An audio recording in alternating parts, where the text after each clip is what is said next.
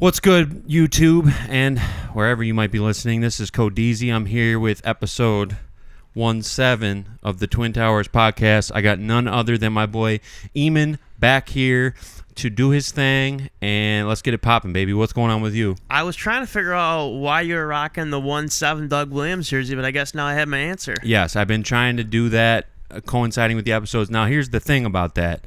Doug Williams did not wear 17 with the Tampa Bay Buccaneers. He wore number 12. So this is some type of Chinese, weird, DH-gate type shit. I bought it off eBay, but that's besides the point. It's number 17. This is episode 17. We appreciate you joining us. I want to start off the episode mentioning a few people. Number 1, Pink Calculus, our road dog. Number 2, Katie Bishop. Number 3, Melissa Cutway. And number 4, Outer Space Tarot, also known as Eva. You guys comment every single week. We appreciate that. You did not defer from your responsibilities when shit got tumultuous. You have continued to engage with us every single week, and that is important to us. So thank you. A special shout out to you 4 girls, ladies, women, who have continued to put comments on the podcast and keep those comments up, keep those numbers up. And I hope everyone's clicking the like button, but, you know, you can only tell them so many times. So before we get into the usual shit that we typically talk about, what do you got for us today, Eamon? You got anything good for us? You know, I did my homework. Well, partial in my homework. So I was told to watch the Vince McMahon doc. Thought it was 3 episodes, and I was like, man, this really ends on a cliffhanger. Like, he only talked about half of his career. Like, this kind of sucks. Right. Little did I realize it was actually a 6-episode thing. I didn't space it correctly, so I'm about 4.5, almost 5 episodes down, and I'd like to hear your perspective on it because you remember a lot of that stuff in real time. You followed wrestling religiously. I mean, quite frankly, I don't feel the angst towards Vince or Mr. McMahon, whatever you want to call him for the sake of this, that a lot of people do. Like, I just kind of heard it was like, this guy's playing a character, he's playing a role, like, to draw fan interest. Like, I guess I didn't really see the nasty human villainous side that others do. Sure. Anyone who's a good businessman is going to be a little rigid and maybe a little cutthroat. He wouldn't have got to the position he was in if he didn't chop some people down along the way. And we'll get to the Vince doc. I would love to get your thoughts on it, what any specific interest that you had in anything that caught your eye or ear, and all that, so on and so forth. Before we go down that road, talk about football, talk about the Vince doc, things like that, I wanted to kind of wax poetic for a second and get your thoughts on something, if you don't mind. I ordered Chinese on Sunday. I love Chinese. Shout outs to China King. And I got a fortune cookie, and in that fortune cookie was a fortune that said, a moment of clarity will come to you later today. Now, granted, obviously that's going to change the way I think about things moving forward. I'm going to be looking for that moment of clarity, but I thought about things a little bit, and the way things have kind of gone down over the past few months, certain situations that I've been in, so on and so forth. I guess what I was thinking about is that lately, in general, because of my willingness and desire to kind of get back in the fold and re-enter life, I was in a little bit of a sabbatical in an isolated state.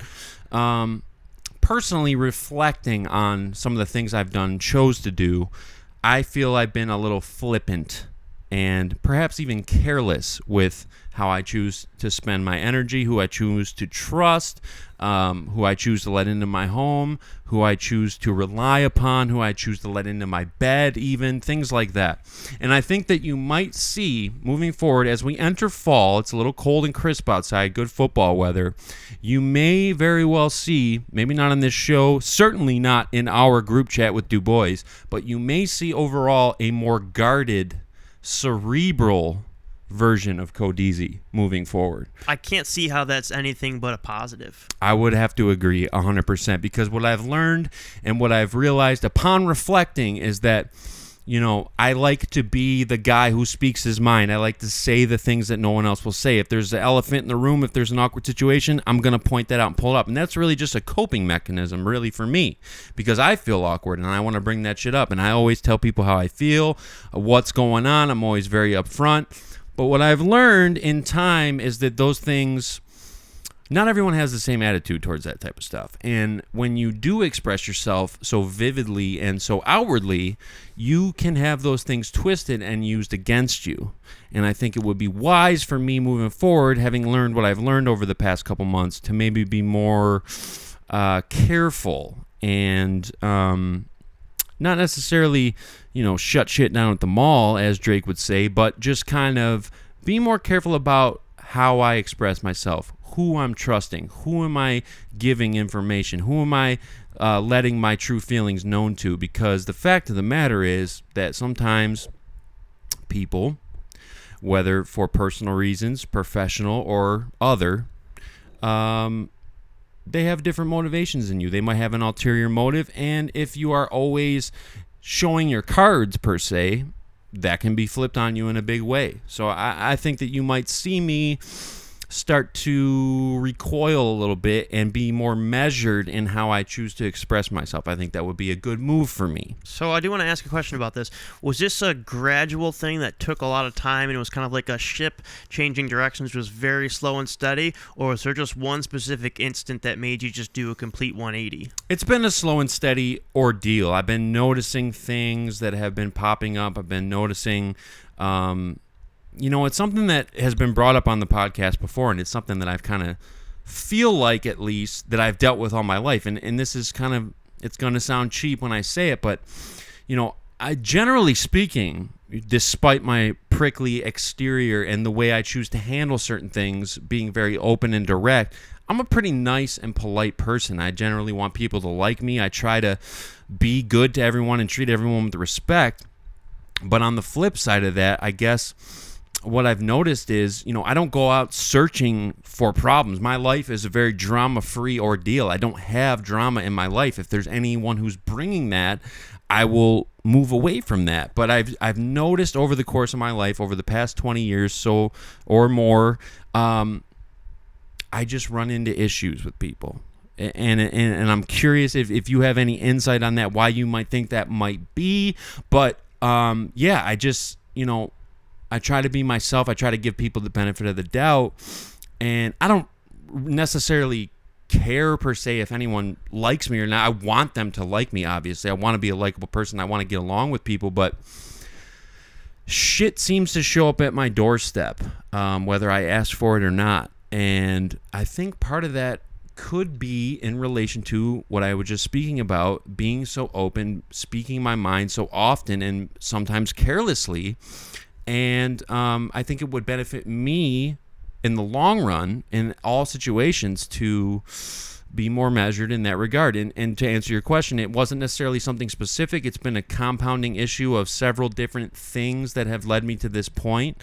But I think that over the summer, I was kind of just going wild. I just wanted to have as much fun as possible, rekindle as many friendships as possible, do as much as possible, and get back into life. And I didn't necessarily use discretion as far as how I went about doing that.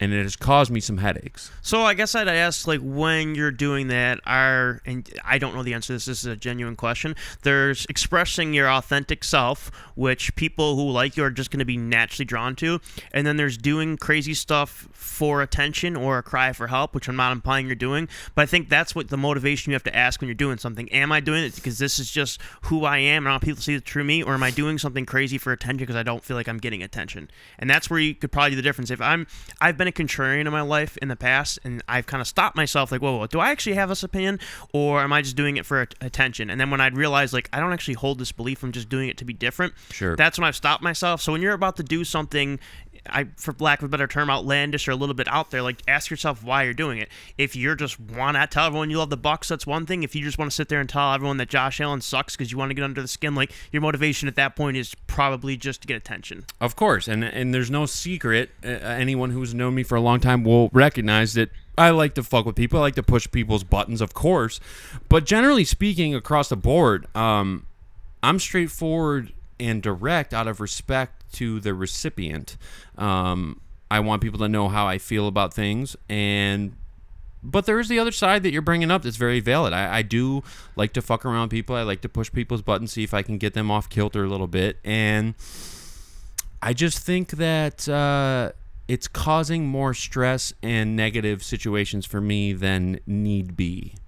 And I think it's something that I'm going to be reviewing and revisiting. And obviously, to pull this out of it, also one of my lucky numbers was 45, which is really cool. I've never seen that on a fortune cookie before. But that made me reflect on that. I wanted to get your thoughts on it as someone who's known me well, known me for a long time. And I just think that I might be giving myself more grief and stress than needs to be the case. You might be internalizing it more than you need to.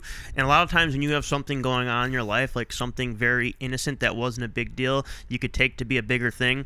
I'll give you just a shitty example off the top of my head, and I'm sure there's better ones out there that I'll think about after the show. Let's say you're cooking for your family for the first time, and you're all excited about it, and all of a sudden someone asks, hey, can I put a little bit more salt on that? That could be just a very simple thing if someone just likes more salt on their meals, but a lot of people may internalize like, oh, is my food not good enough? Am I not good enough? Sure. And it probably just keeps going down that rabbit hole of you not being good enough in life as well. My parents were never proud of me, so sometimes I think we internalize shit too much because something else is bugging us. And I'll give you an example. I was pretty irritated about something at work the other day, and a colleague had busted my balls about something, and clearly it was just a good-natured joke, but I genuinely got annoyed with that person for like an hour, and I was thinking of all these ridiculous things that they do and how annoyed I was by it. And then once I kind of separated myself from the situation, I was just like, you know what? I was just insecure about something else, and I needed to take the emotion out of it because what this person did was not a big deal. Coworkers, listen to this. Don't ask me about it tomorrow. I'm not telling you. You're not going to find out. So, very well said, and I agree with all points illustrated. I would say, moving in a different direction, the reviews thus far after 2 weeks have been stellar. People love you. The people who have given me feedback that I respect and hold their opinion in the highest regard have said that they are very happy with your presence on the show, what you're contributing. It's a different energy than it was before, but people are generally speaking very happy with what we're doing, and I want to thank you for making this happen today because I know that some things were up in the air, and it's not always easy to make time for this based on your life situation, and you don't always necessarily feel like doing this. So getting here it means a lot to me personally. With that being said, let's move on to some topical type Well, hold on. shit. One thing I want to put a bow on, because I mentioned last week, and I couldn't articulate it properly, and I had kind of made mention, like, I'm surprised people would want to sit down and watch you and I talk for an hour. We're just sitting on a couch, or have any interest in what we say, because we're not, like, uniquely qualified to provide insight that others couldn't necessarily do themselves. Of course. But one of the things that I had kind of read about and heard about was, like, those parasocial relationships, and it's just as fulfilling to listen to your podcast and connect with those people, although it's a one-way communication thing, than it is to just talk to casual coworkers. So I do think people get something out of it. I'm not saying something out of ours specifically, but do get something out of the podcast. You kind of grow to have a relationship with the people you're listening to, even if it's one-sided. So parasocial was the word I was looking for last week when I was fumbling upon my words for those who are taking notes. So that's another good point, and that's the reason why I always ask for engagement and response, because not only does it help us in the algorithm, not only does it boost the podcast to be seen maybe where it wouldn't have been seen before, but it's so important to me to know how this conversation may have affected you. What did you like that we did? What did we go off on a little too much? Like the criticism, whether constructive or otherwise, is very useful to me. So I would ask again briefly that you continue to do that. Obviously, the 4 people I named have been stellar as far as being consistent and sticking with us through some rocky times and moving into the next chapter. But, anyone who has any feedback, something that you would like to hear us talk about, something you'd like to hear us do less of, more of, whatever the case may be, this is a evolving, growing thing week by week, especially with the change of personnel.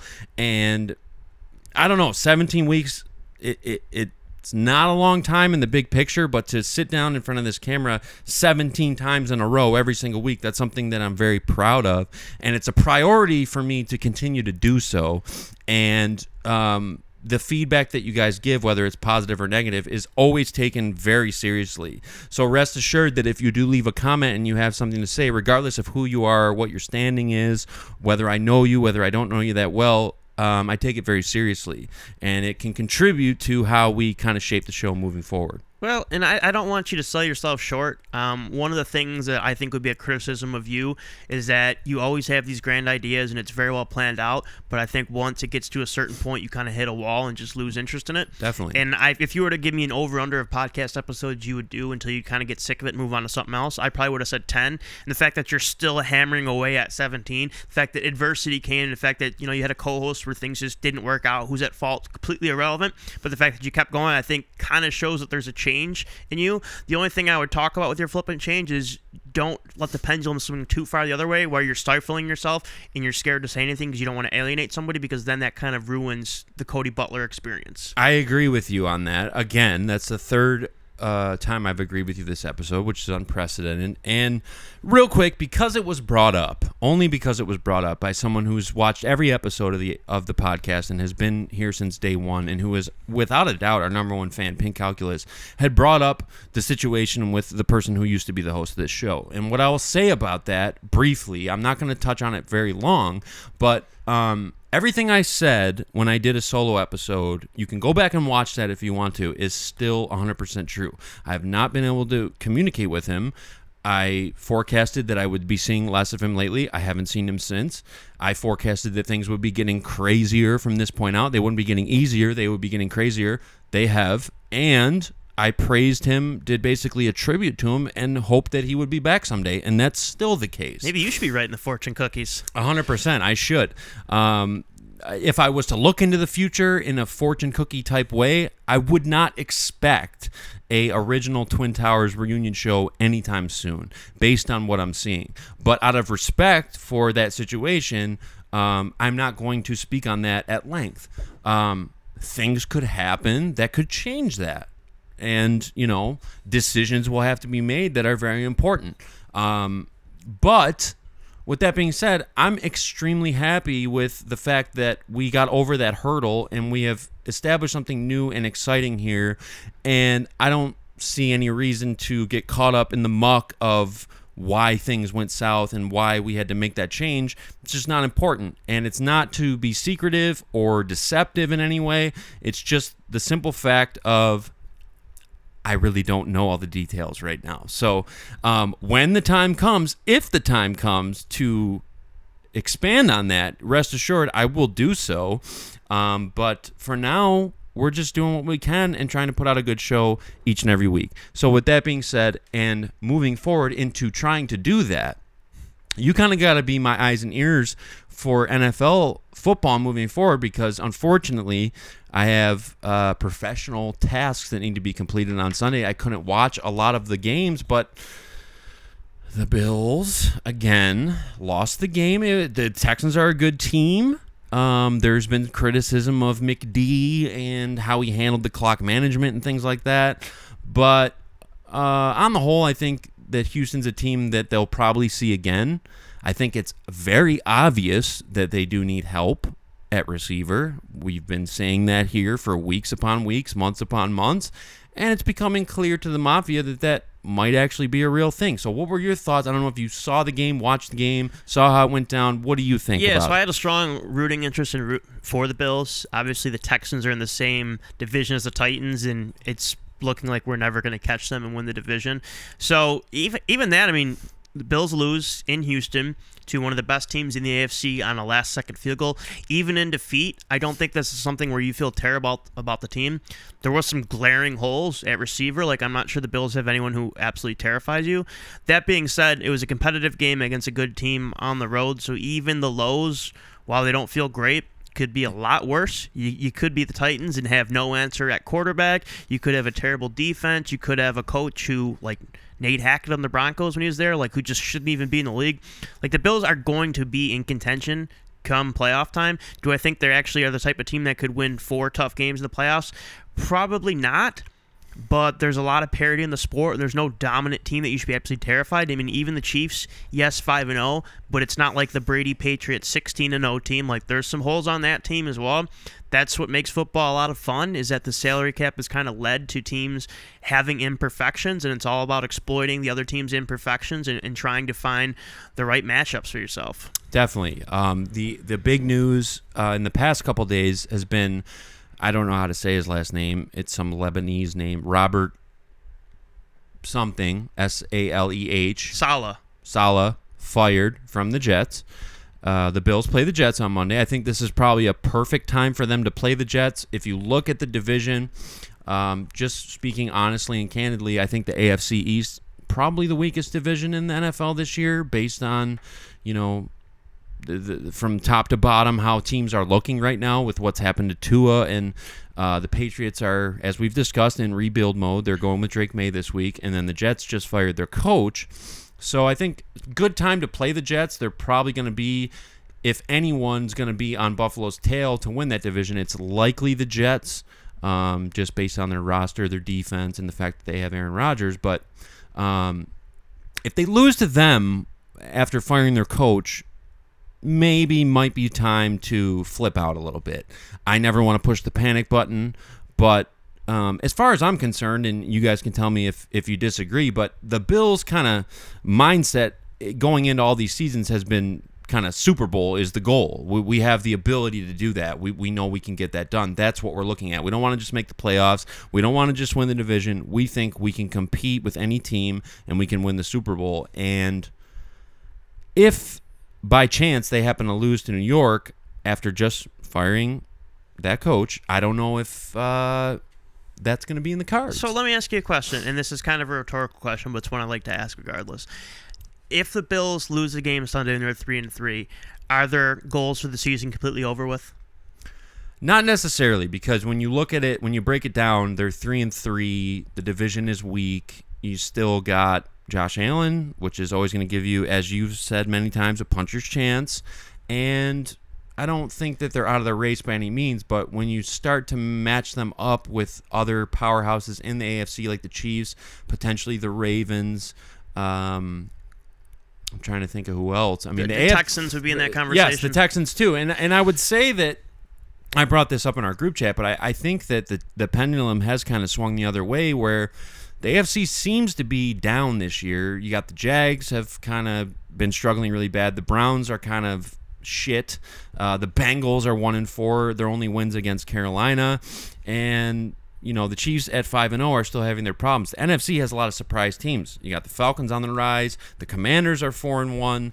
The NFC North is loaded. So I think that maybe it could benefit them where it's not a weak conference, but the weaker of the two conferences. I think that they'll be in contention still, but I would love to see them be aggressive and try to make a move. I mean, there's nothing wrong with admitting that you were wrong. My whole thing is, I feel like their modus operandi, their whole agenda this year was to prove to Stephon Diggs and to the world at large that he wasn't vital. We didn't need him. So that was the big focus, when really the focus should have been on, we need to beat Kansas City in the playoffs. We're going to do whatever we can to do that. We're going to load up on talent to do that. And if they trade and make a move for someone like a Devontae Adams, maybe like an Amari Cooper, someone like that, it's kind of admitting that, we had a plan at first, didn't quite work out. You've seen it not really work out. Josh Allen with a 30% completion percentage was the worst anytime 30 passes have been thrown in the last, 45 some odd years. I can't recall the stats off the top of my head, but a bad game for him for sure. And I think that the reasons why are very clear. But you have to be willing to admit that maybe you made a mistake. Maybe you didn't load up with enough talent at the wide receiver position and make a move. I would like to see them do that. So a couple things. When I said, does it change the season? The answer is no. They could still easily go 12-5, have a 2 or 3 seed, still could win the Super Bowl, still could advance to the Super Bowl. So, yes, I understand that it kind of changes the trajectory of the season, but that game does not completely alter the season at all. And the thing with the AFC being weak and there being no dominant team in there, you could have an 11-6 season and still get hot in the playoffs and still make the Super Bowl. So I wouldn't overthink that one. I don't think it's as drastic as we like to do, but in sports media, that's kind of a big thing. We like to stress the importance of one game, but typically it's not going to change your season that much.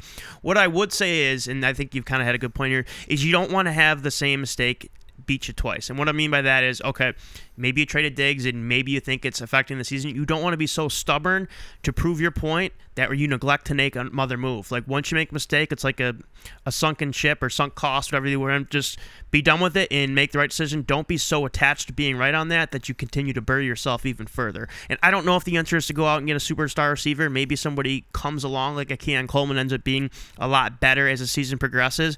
But I do think, like, if the mindset is we want to prove we don't need Diggs and it's not working, don't be so attached to what your thought was in the beginning of the season and go find somebody who can scare defenses. Agree, and I think that there has to be some pressure on the organization and the staff to get the job done. I mean, I've heard several different takes on this, where some people think that, well, we didn't have cap room this year and we lost some key players and we're just trying to get by until next year. But I think that the expectation has to be to beat the Chiefs in the playoffs, to win a possible Super Bowl, and I don't know. I've been very critical of McDermott. It's no secret that I don't really like him.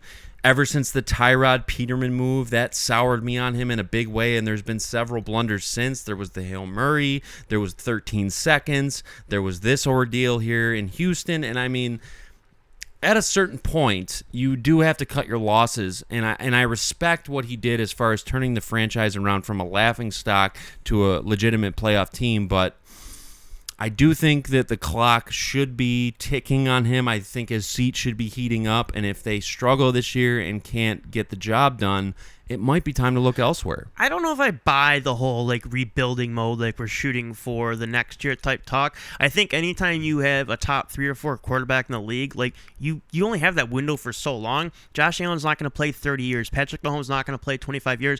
Every year you get him, you should be trying to roll the dice and win a Super Bowl. Now, I understand in the NFL that can be kind of tough, and sometimes you have to rebuild on the fly, but I'm not sure the regular season really matters that much. If the Bills were to go 15-2 and lose to the Chiefs in the conference championship again, who cares at that point? Really all that's going to come down for this team in this franchise is what you do in the postseason, and they've continued to have regular season success in a way that I think that's kind of getting stale, and fans are taking that for granted. What they do in the postseason is everything. So if you go 10-7 in the regular season and then beat the Chiefs in the playoffs, that's considered more successful than previous years when you would have been 13-3 and lost in the playoffs, which is kind of scary about the NFL playoffs. It's a single elimination tournament, and it's very binary whether you win or lose in there, and it kind of just the rest of the season is just thrown away. But I do think that can wear on a team where they're just what we do in the regular season is not going to matter. We're going to be judged solely on what we do in the postseason, which makes it beautiful, but it also can kind of distort how the season actually was for teams. Definitely. I again have to agree with you. They could have a subpar season perhaps, but getting past the Chiefs, that should be their number one goal. The main thing they're focused on, and if they're able to do that, that would be huge. Obviously, we'll keep our eyes on that.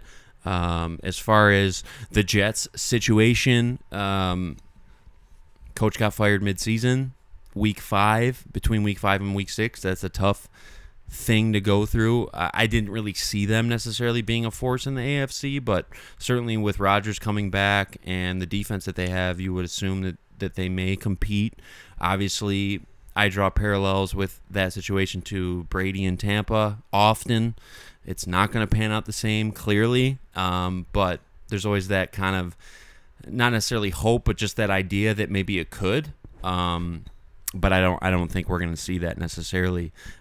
So if you look at the division overall, you got the Jets, who are in flux, just fired their head coach, the Dolphins, who have lost their quarterback, and the Patriots, who are in rebuild mode and starting a rookie QB. Bills have everything in front of them. So that's still the beautiful thing about the NFL. And earlier I had talked about how I was really rooting for the Bills to beat the Texans. It doesn't necessarily matter what the other 31 teams in the league are doing. It only really matters what the 3 in your division are doing, because if you win your division, you're automatically in the playoffs. You automatically have a home game to start. So that's why most of the focus should be in division. So even if the Bills don't feel like they're at that level of the Chiefs or Ravens at this point, it's kind of irrelevant, because if they win their division, at worst, they're a 4 seed and they have a playoff game at home. Right, and at that point, getting in the tourney is the hardest thing, and once you're in there, you obviously have a chance. Crazy shit can happen. Exactly. Patrick Mahomes could sprain an ankle. Joe Burrow could throw 5 interceptions, or Lamar Jackson could have 4 fumbles. Any game, any single elimination tournament, crazy shit happens. Just getting there and getting lottery balls, if you will. So getting there is the main key. You never know. We see it every single year. So I have to viciously take a piss. I'm going to let you speak on your observations and takes on the Vince McMahon documentary that you've seen thus far, and I will come back and address them momentarily. Yeah, absolutely. So, obviously, one of the bigger shows on Netflix at this point for wrestling fans and those who don't follow wrestling. I don't follow wrestling at all. Obviously, I knew names like Hulk Hogan or Stone Cold Steve Austin or The Rock. Those are household names whether you follow wrestling or not.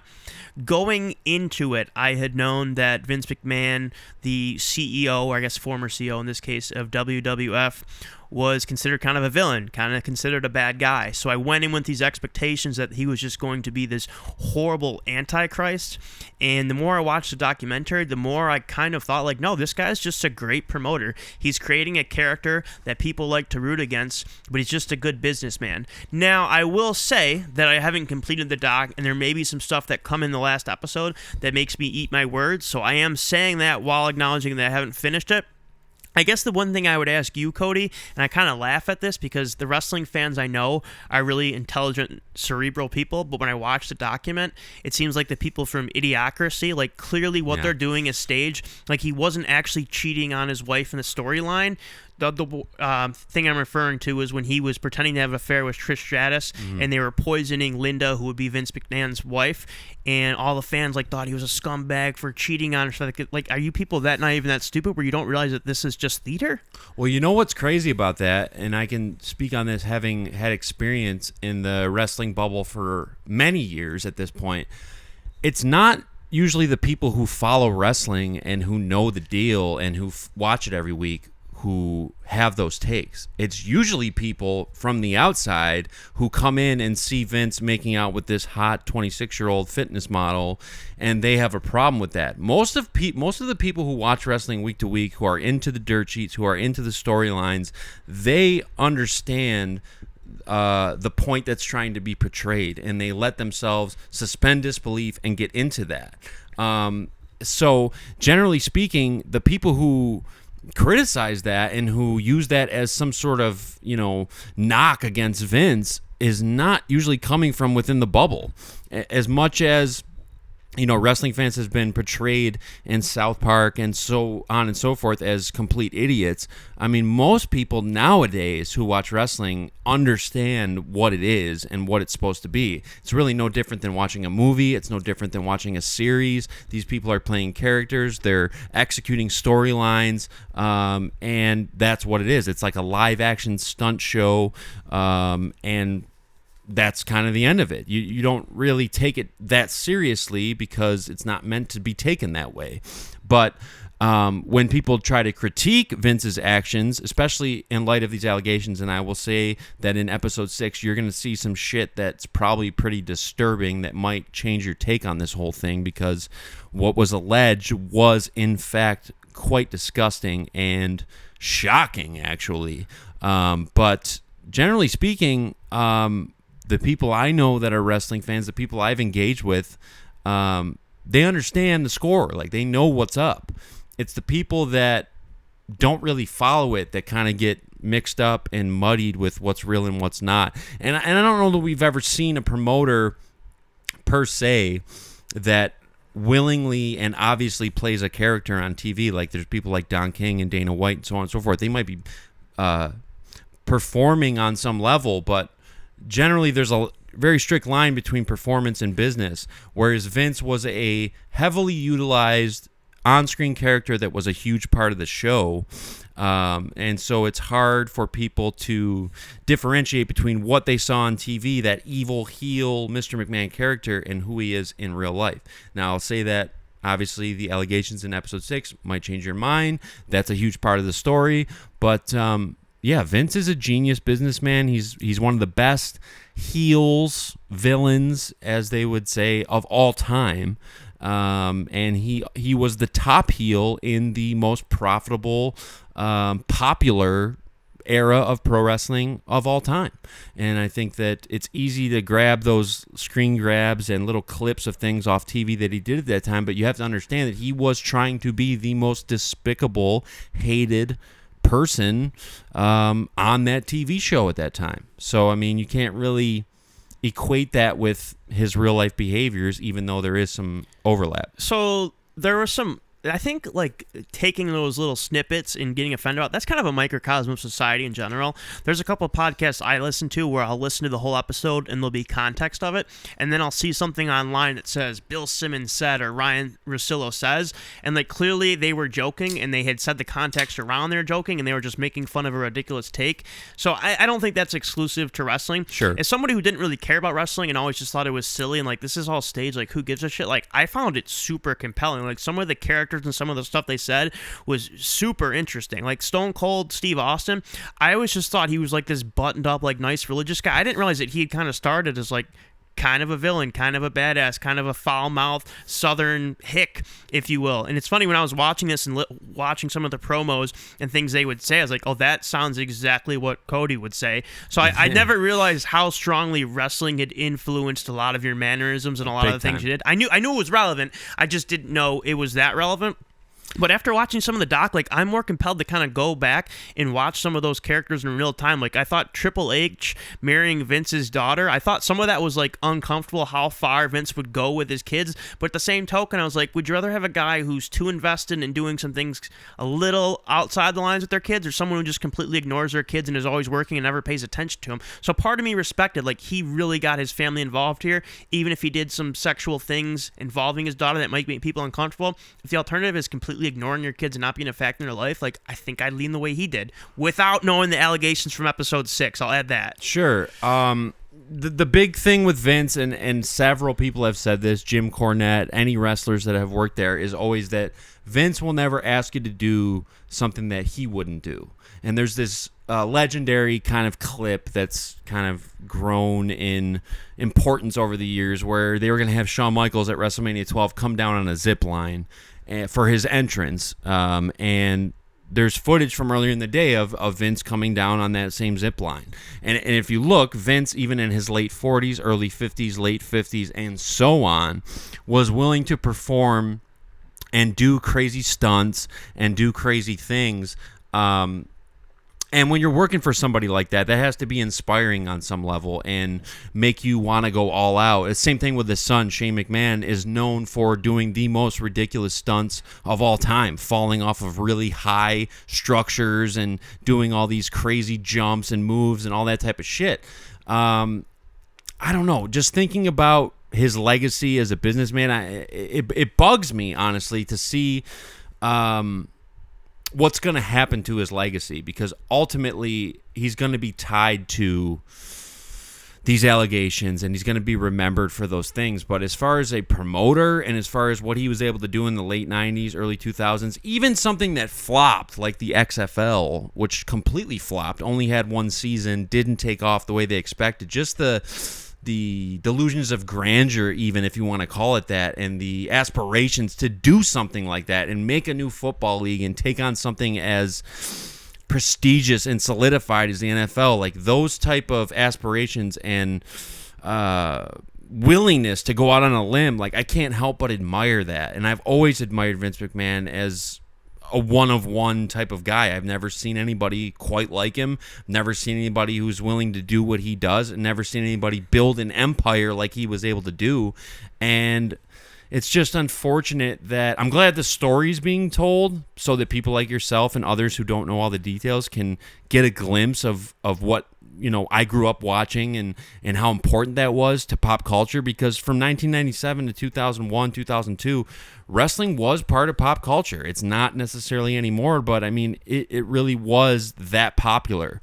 And it's just unfortunate that at the end of the day, he'll probably be more so remembered for the scandals and the shit that happened that was not on the up and up. So one thing that they said in there, and I'm certainly not talking about sexual assault, so I hope this isn't misconstrued, is they talked about some of the things that they were doing that were over-sexualized, and they were more talking about the male wrestlers there. And they said you have to remember, like, the time. Like, we lived in a society that was over-sexualized. So looking at through a 2024 lens, like, it probably makes some of us cringe, but at the time it wasn't as cringe-worthy. And I think that's kind of an important important lesson to do with anything.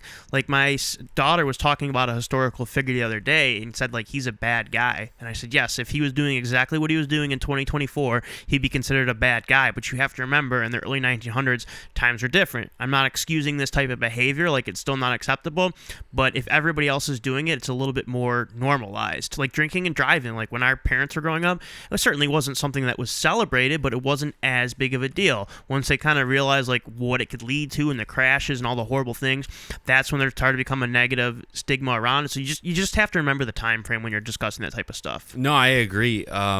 And Triple H, I think, points that out at one episode of the documentary. I can't remember what it was, but it's like, if it was today and we were going to make those decisions, like, would we do the same shit on TV? No.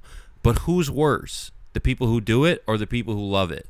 And the fact remains, after all these years, after all these decades have gone by, 1997 to 2002 was hands down the most popular era of pro wrestling that will ever exist, in my opinion. I don't see them ever reaching that peak. They make more money now through TV deals and live event sales and things like that. They're technically more profitable, but as far as popularity and impact on pop culture, it will never reach that level again. Why, though? Why? What's your theory? A big part of it was that WCW was still alive, and they were competing on Monday nights. You had the Monday Night Wars going on. Secondly, there's not guys that are like Stone Cold and The Rock and Shawn Michaels and Triple H that just come around every day. It was the Wild Wild West. Stone Cold and The Rock are the biggest stars of all time. We talked about this yesterday in the group chat. Generational stars. If you got one Stone Cold for 10 years and then you got one The Rock for 10 years, you would be set. You'd have two guys that can carry the company, put the logo on their back, and take them to heights they've never been seen. They were rivals. It was Stone Cold and The Rock. It's just lightning in a bottle. You're not going to see that again. And just the way that pop culture was, the way the times were, like you mentioned, looking at it through that lens of how things were and how things were delivered with the advent of the internet and Twitter and all that type of stuff.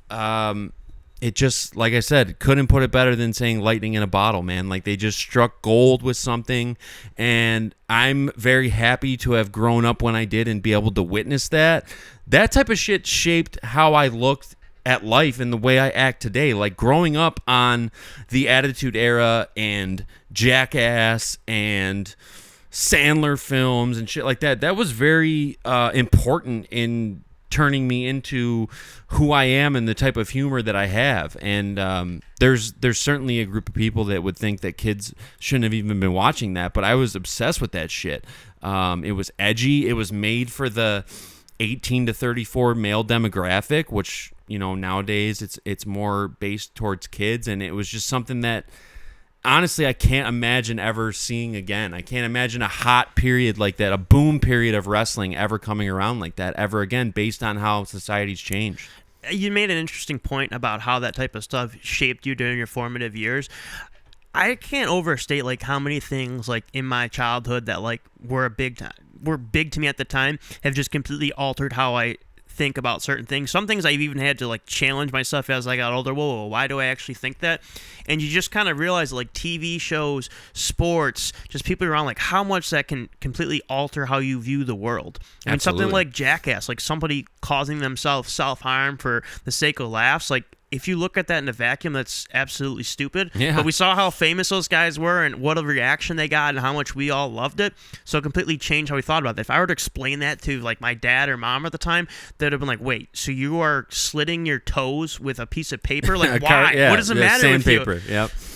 Yeah, I mean, it's a crazy thing to think about because nowadays, I don't think Jackass would come out on TV. I don't think that the Attitude Era, as it were, the things that they were doing as far as sexual based storylines, violence, things like that, you wouldn't see it nowadays. You just wouldn't. So it was cool. I mean, I've said ad nauseum, and I've said this for years, and I believe this to be true, that 1999 truly was the peak of pop culture. That was before the internet took a stronghold on things, and that changed everything. And at that time, the music business was still intact. things like even if you think about something we talk about every week, like the NFL. If you watch the NFL today, it's not the same game that we grew up watching. Now, is that a good thing or a bad thing? You can make that argument. Certainly players are safer now. There's less people playing with concussions and shit like that, but people love violence, bro. People love people getting fucked up, and those hard hits is what sells the product at a certain level.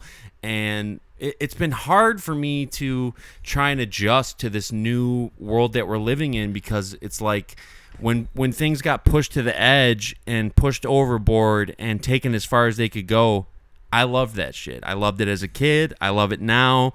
And I love to see that type of shit nowadays, but you just see less and less of it, really. Well, and I think the thing, too, is that, like, there's probably an innate feeling where people absolutely love seeing this, but there's some shame on that. Like, us loving watching guys get absolutely jacked up in football, like, that's something we would talk about in a group, but, like, I'd be careful saying that in a work setting because of, like, some of the things we've seen with players and the concussions and that they could barely walk in their careers and how crazy that is. So there is something inhumane about what they're doing to their bodies, but I do think deep down, like, we do kind of crave that. Like, you got to remember, a couple hundred years ago, we were out barely dying, like chasing around wild animals. Now we live in like such a comfort zone where like the mildest inconvenience, oh, my internet doesn't fucking work, now I'm gonna be in a bad mood for 3 hours. Like, our lives have, by all metrics, have gotten significantly better, but I feel like we moved the goalposts on what our actual problems are. Like, my problems today would pale in comparison to what my dad went through, or my grandpa went through, or his grandpa went through. Like, actually being starving, like going to war and being worried about being killed. Like, the worst thing that can happen to me is like I have to pay $50 for gas when it would have been $35 a couple of weeks ago.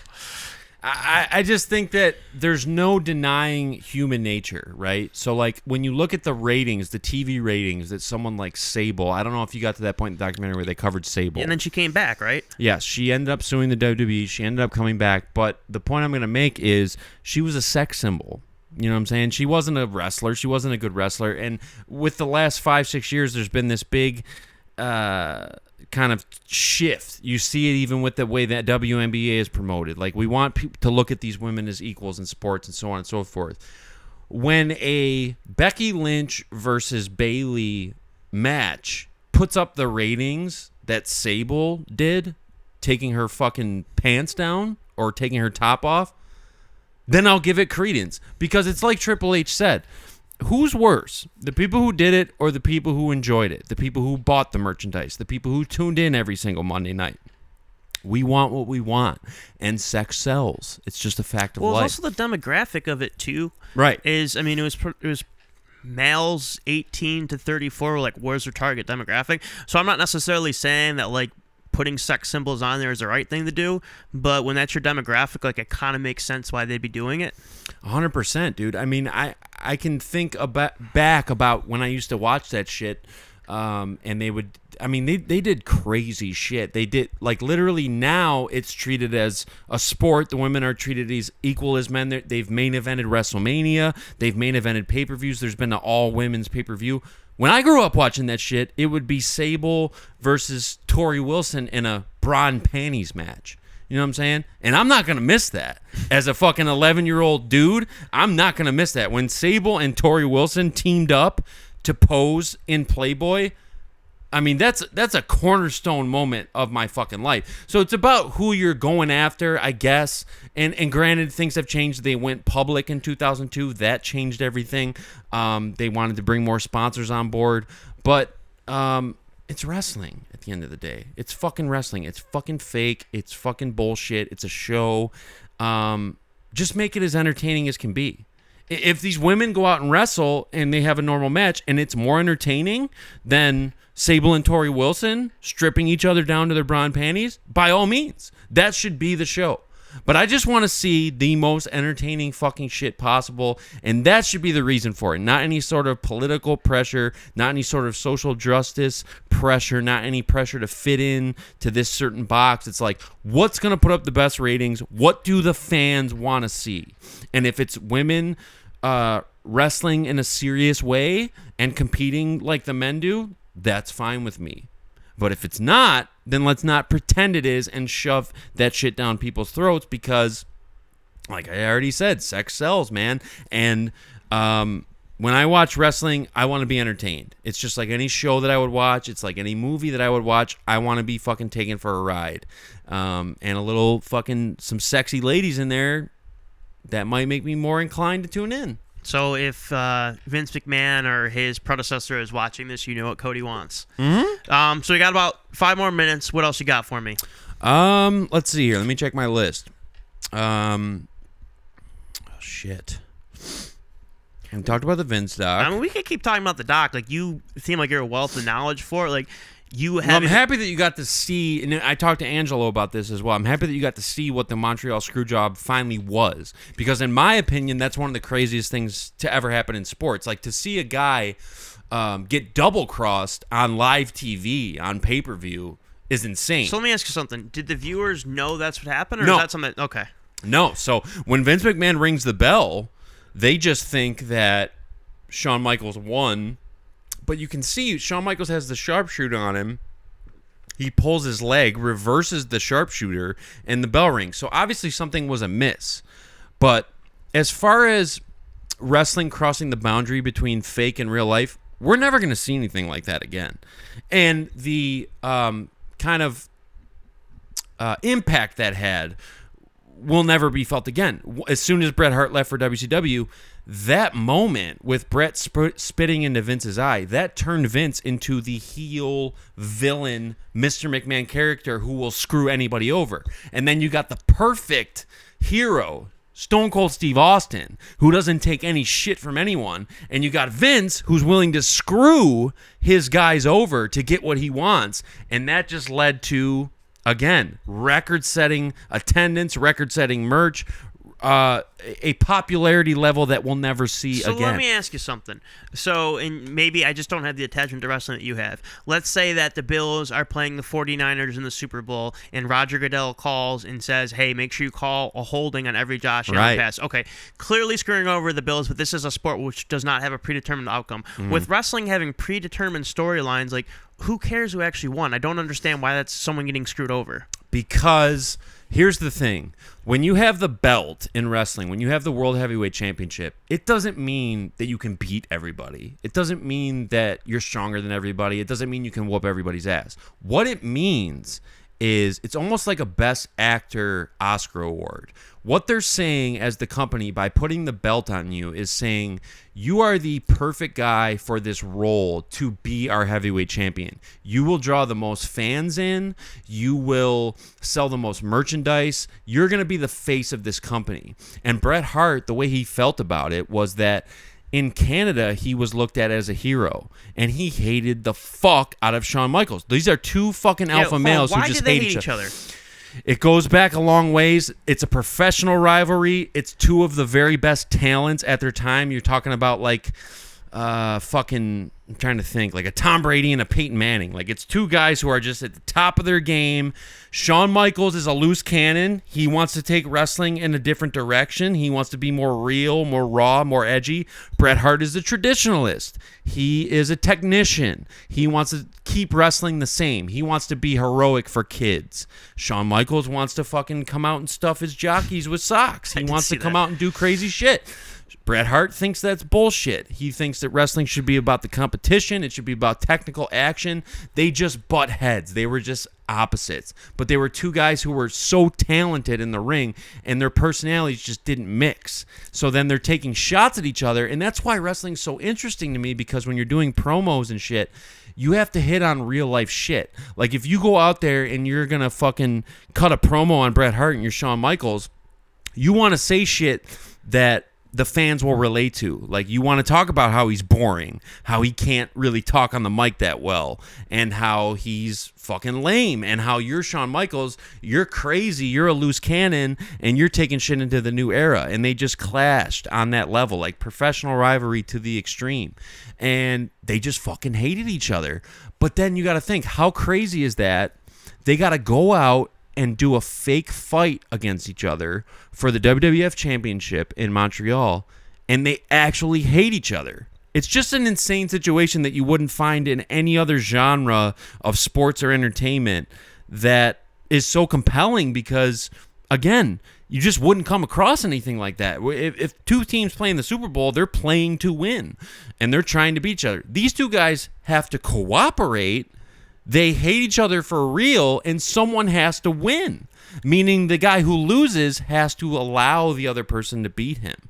And obviously, in my belief, Bret Hart would have whooped his fucking ass if it ever got real, but they managed to find a way to screw him to where it never got to that point.